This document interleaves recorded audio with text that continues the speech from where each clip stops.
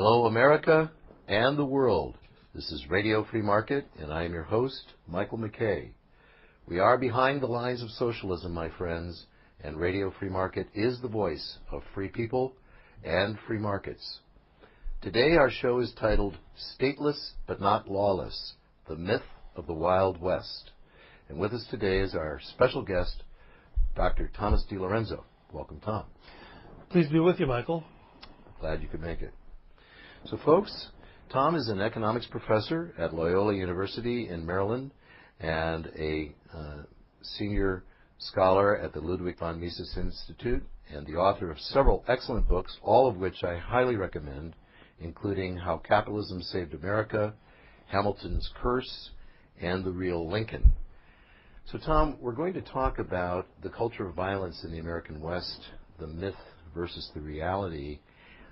Even though most Americans think the Old West was lawless, there's scholarship that the American West was stateless, but, as you say, stateless but not lawless. And this scholarship has been building for some time, hasn't it? Right. Some historians have written that the violence of the American frontier created a culture that lives on to this day and is responsible for a lot of the violence that we see in American society today.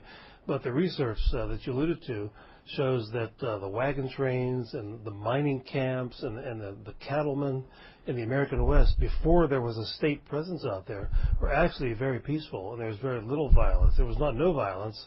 There's always human conflict, but there was very little of it, because these people basically policed themselves. Okay, so have most historians just assumed there was pervasive violence in the Old West? Yeah, it's not a very good method of research. They assume that there was a lot of violence, and then they write books and academic journal articles attempting to explain why there was violence.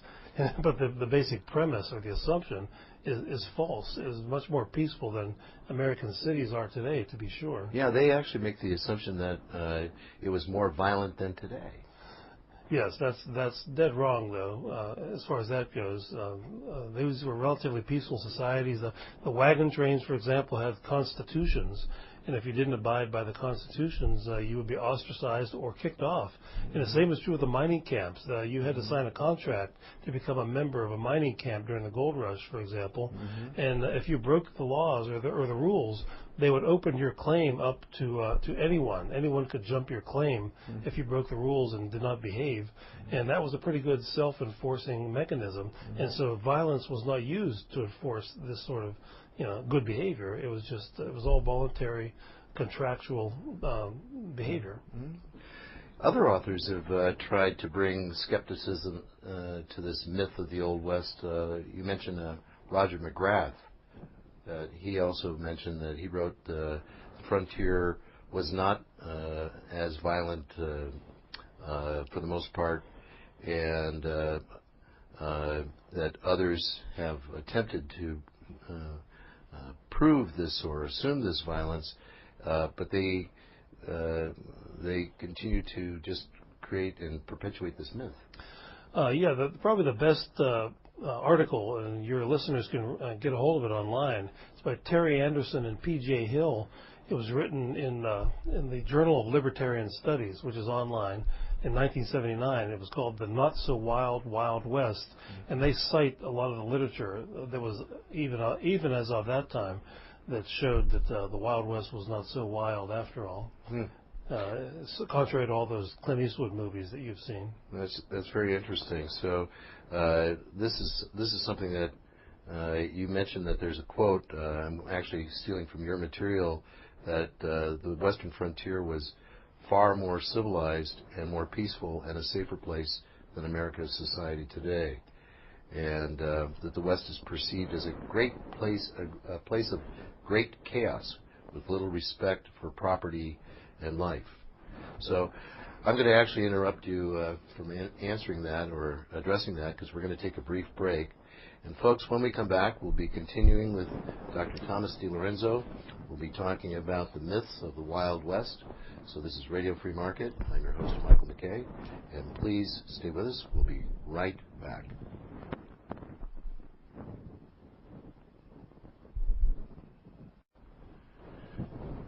And we're back, folks. This is Radio Free Market, and I'm your host, Michael McKay, and I'm speaking with Dr. Thomas DiLorenzo, and we're talking about myths of the Old West. And, Tom, you mentioned that the West was not very violent, actually. Is that correct?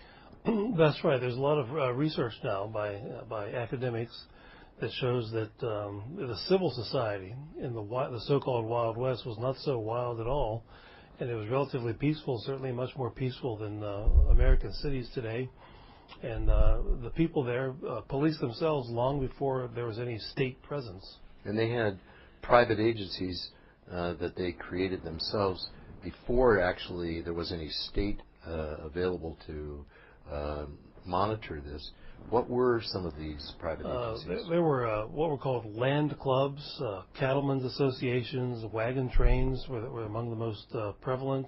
The land clubs, for example, were set up as a way of establishing property rights, and they had their own constitutions and rules for living in a civilized society. And a lot of times just social ostracism was used to get people to abide by the rules. There was no need for violence, and so there was conflict, but it was very, very minimal, and they were self-enforcing. When were these land clubs actually set up? Well, this was all throughout the middle of the 19th century and the late 19th century, when the gold rush was 1848, and so when people started going out west, from the East Coast for that. Was this before? Was this before there was any government in place? Yes, this was before there was any state governments, and when, of course, the central government, the federal government, was so small, it didn't have much of any presence at all. Even up at the time of the Civil War, when the Civil War broke out, there were just really a few Indian forts out west, which was, in Missouri and places like that.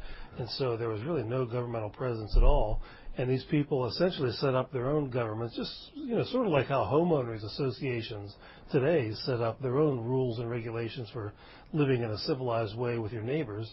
Americans have always done that. Oh, very interesting. So they didn't need government. They didn't wait for government to help them. They just decided to do this for themselves. No, there would have been chaos had they waited for government to help them. But the wagon trains, for example, established constitutions, and you're required to sign off on and promise that you would abide by all the rules in the constitution of the wagon train. And they would ostracize you if you broke some of the rules, and if it was egregious enough, they would kick you off and make you leave the wagon train. What were some of the rules that they had? Well, just against theft and that sort of misbehavior. So any kind of criminal behavior of any kind. So pretty minimal. Yeah, pretty minimal. They weren't central planners. They just wanted to have a civilized way of traveling. And it worked very well. That's how the wagon train succeeded in making it all the way out to California without anarchy. Well, you mentioned that miners began forming contracts with one another to restrain their behavior long before government was there. But as you pointed out in the lecture I heard you give, dozens of movies that portrayed the 19th century mining camps in the Wild West, quote-unquote Wild West, as hotbeds of anarchy and violence. But is this correct? No, the mining camps set up contracts. You had to sign a contract to enter a mining camp and be a miner, and it would give you property rights in a certain amount of property where you could mine for gold or whatever you were mining for, and any gold that you would find would be yours. But if you misbehaved, if you stole somebody's gold, or if you mined on somebody else's property without their permission, the contract would be voided, and the other members of the mining camp would be allowed to jump your claim. So this was enforced by the miners themselves? It was enforced by the miners themselves. There were no sheriffs. There was no government. It was the miners themselves that enforced it. And the important thing is they enforced it without violence. There was no need to use violence, contrary to all those Western movies that you've seen. And so even the mining camps were relatively peaceful places. Did the miners actually defend each other, from outside problems that they might have? Well, sure. It was if they had outsiders threatening some of the miners, they would be threatening all of them. And so just like any community would try to protect itself, just like today we have some communities that have volunteer neighborhood watch and that sort of thing. That's nothing unusual for people to police their own neighborhoods or to hire sort of private police to help protect them. And they did that on occasion. They did that on occasion, and cattlemen associations did something similar. They hired expert marksmen to police cattle rustling, and just the mere knowledge that they had hired expert marksmen, or gunslingers as they're called in the movies, to police the cattle rustling was a deterrent, of course, because it would make it much more costly and dangerous to be a cattle rustler. And every once in a while, some of these men would engage in criminal behavior, as you would expect, Sure. gunslingers. But it never did become any situation where there was sort of a criminal gang, by these expert marksmen out there. They just they were paid to be sort of like a private police force, just like your local shopping mall has. Going back to the miners for a minute, did it help that the miners were basically all armed individually? The people in the American West certainly were armed, and of course the knowledge that a mining camp was armed would be an excellent deterrent for many criminals who would think of committing criminal acts in the mining camp. It'd be a very dangerous thing. So gun ownership certainly was a deterrent to violence in the mining camps. I want to jump back to this point that you also just made about the Cattlemen's Association hiring these private snipers, basically, and that some of them, of course, drifted off into life of crime, but they never created large-scale criminal organizations. I think I heard you say. Right. And this concept of a regime of private law enforcement is actually pretty much today considered an extremely radical kind of an idea. Right. But because I think the number one objection that people make to it is that, oh, well, you're just basically empowering private mafia. And yet that didn't happen at all. No, it didn't. They had private law enforcement, if you will. And you're right. The people who oppose this and defend the state having a monopoly on the police power always make the argument that, well, what would stop these people from using their guns to be a big mafia? And well, historically they never have. And we have plenty of private police now. There are more private police in America than there are government police. With all the security guards at all the malls and in neighborhoods and so forth. There are more privately employed police than there are government police. And of course they don't form mobs, do they? And criminal gangs. They could. A lot of them have license to carry. They could commit crimes if they're running around armed, and you and I are not, but they don't. And they didn't in the 19th century either. This is really very interesting. We were talking after your presentation, a few of the folks and myself, about how we were basically, for lack of a better term, brainwashed by the television shows, the movies, and not just that, but we learned in school that the West was this extremely chaotic place. Well, that's the whole theme of government, isn't it? That the civil society, the free market are dangerous. They will rape you. They will monopolize you. They will rip you off. They'll take your money, destabilize your life. Therefore, you need the state to protect you from all these things. And the more research I do on all these stories like this one, the Wild Wild West, the more obvious it is that this is all one big lie that the government and its court historians over the years have made up about the evils of the civil society. It has always been true that the peace and voluntarism and mutually advantageous exchange have thrived until the state intervenes and stops it from thriving. And once the state did show up in the American West, quite a few of the police departments and government law enforcement were very corrupt and very ineffective in controlling crime. And the civil society did a much better job in the early days of America in controlling crime compared to some of the government bureaucrats. Well, folks, I would like you all to take special note of this, because in our upcoming shows we're going to also be presenting this from different perspectives and other scholars that we hope to be interviewing on this particular point of how we don't really need government to provide peace and coherence and cooperation in society. Here we have a clear example of how private law enforcement actually worked. So you mentioned something earlier in the show here that the American West of the 19th century was much more peaceful than America's cities today. Could you expand on that a little bit?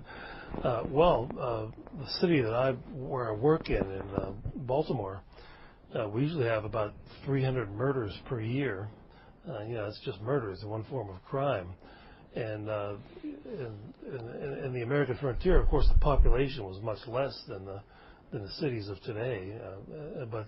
But that sort of thing was just extraordinarily rare in the areas where I've studied, the land clubs, the wagon trains, cattlemen's associations. There was nothing at all remotely comparing what goes on in American cities today. And it's largely caused by the government's war on drugs and its welfare state that has caused poverty among millions, which leads to all kind of trouble. Well, we're going to come back after the break, folks, and we're going to expand this conversation with Tom DiLorenzo on the real violence in the American West. So stay with us. This is Radio Free Market. Michael McKay, your host. We'll be back right after the break. Stay with us. And we're back, everyone. This is Radio Free Market, and I am talking with Dr. Thomas DiLorenzo, and we're talking about myths of the old American West. And we talked about in the last half hour how the American West was largely peaceful due to the peaceful cooperation of people that had the incentive to actually be peaceful and prosperous. And I want to mention also, folks, before we go much further into the show, that this particular show is being taped during the Property and Freedom Society conference in Bodrum, Turkey, and I have the privilege of interviewing Dr. DiLorenzo as well as attending many lectures here by very many prominent scholars who are coming from around the world to actually outline how the world has actually survived not only with a more minimal state, but without a state altogether. And so I would invite you to look at this website at propertyandfreedom.org, as well as, of course, Mises.org, and study this scholarship. As new as that may be to you, this is a worthwhile course of study on the, you could say, the science of peaceful cooperation, which is what we're really talking about today. But we're going to take a turn now in the other direction and talk about the real cause of violence in the American West. Weren't the settlers always at war with the Indians? No, there's a lot of cooperation from the Indians. After all, the famous story of how John Smith married Pocahontas. Indians celebrated the first Thanksgiving with some of the settlers. And of course, I lived in Tennessee for a while, in Chattanooga, Tennessee, and I lived where I could look out my front window and see a place called Ross's Landing on the Tennessee River, and it was named after John Ross, a white man who was the head of the Cherokee Nation in the 19th century. And so there was a lot of intermarriage between whites and Indians at that time among the Cherokees and blacks, American black people. Mm-hmm. And so there was a lot of trade. By the time you get into the 18th century or the 20th century, the English and other European immigrants had paid over $800 million to purchase Indian land. That's amazing. And the early Europeans, and especially the English, recognized property rights that the Indians possessed, and they paid them for the land. The European whites were not really just land grabbing. and battling the Indians for each inch of property. They were buying the property. No, there was a lot of trade and commerce as well as conflict. You know, human beings being what they are, Yes. there was conflict from the very beginning. Of course. But trade tended to dominate. There was more trade than raid, if you will, for until at least about the Civil War era. And like I said, it's human nature, isn't it, to think, well, I have two options. I can prosper and make money by engaging in the fur trade with Indians, or we can go to war. You know, which is preferable? War is always more costly, Right. and trade is always preferable to war in a situation like that. And so they cooperated in the fur trade and other places for many generations. And so it's just not true that there was always antagonism between the Indians and the white settlers that came to America. I recall that you quoted a scholar friend of yours, Ms. Jennifer Roback, that she wrote that the Europeans generally acknowledged that the Indians retained possessory rights to their land. Right. They recognize the property rights that they had to their land, and of course, if you don't do that, then it's all fair game, and you feel justified in taking it from them rather than paying for it like civilized human beings would do. And like I said, by the time you get to the 20th century, there had been $800 million worth of such trades, and in those days, that was a lot of money. Yeah, that's amazing. This is a lot different from what I grew up with. Believing based on TV, movies. I saw all the same cowboy movies you did. Yeah, that's true. So, for the Indians, what were the incentives that they had for peace, and what incentives did they tip them toward war? Well, as I said, there was always some degree of conflict and some degree of trade and cooperation. And I think the conflict, though, really intensified and accelerated during and after the Civil War. And the main reason for it was that the U.S. government decided that Indians had to be eradicated to make way for the government-subsidized transcontinental railroad.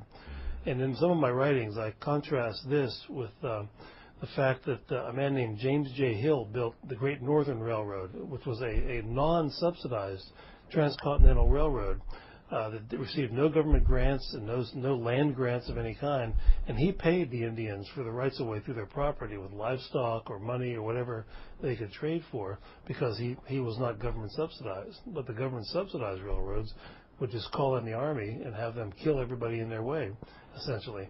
And that began really in earnest during the Civil War. And then once the war ended, it was greatly accelerated. It became the main project of the U.S. Army, the extermination of the Plains Indians. Wow. So we're going to talk more about this in the next segment. We don't really have time to go into another question and answer before we take another break. But it's pretty obvious that the Indians hated the standing army concept. They were more okay with the militia concept. Right. And yeah, well, once the standing army was there, it made it very cheap for the railroad builders to get rid of the Indians. As long as we had militias, it was much more expensive. But the standing army was a way of socializing the cost of building the railroads. Okay. So we're going to take another quick break, folks. Please stay with us. This is Radio Free Market. We'll be back right after the break. Thank you very much for listening.